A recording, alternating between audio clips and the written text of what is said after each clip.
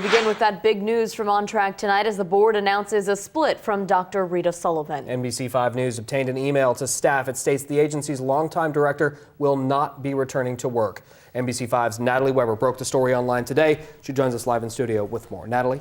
Craig, Kristen, Dr. Sullivan was put on administrative leave last fall pending an internal investigation. This morning, staff learned in an email that she will not be coming back to the organization.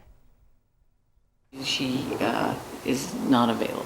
Dr. Rita Sullivan was back in the OnTrack office on Friday. The same day, board members sent out an email to staff that the organization is cutting ties with her permanently. NBC5 News obtained a copy of that email. It was sent to notify workers Sullivan would be attending today's federal reentry court and graduation. A participant in today's ceremony who has worked with Sullivan says the news is unexpected. It's surprising to me.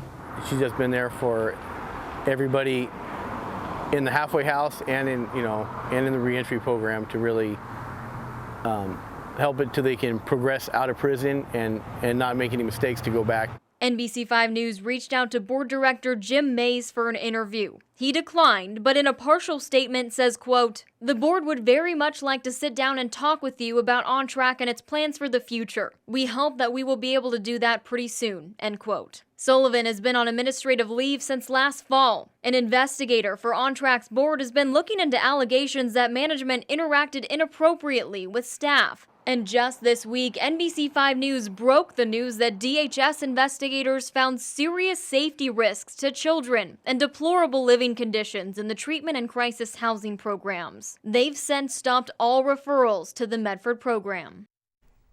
The email also states the reason Sullivan is leaving will be further explained by the board sometime next week, a sentiment that board president Jim Mays echoes. Of course, NBC5 News will continue to follow this developing story. Live in studio, Natalie Weber, NBC5 News.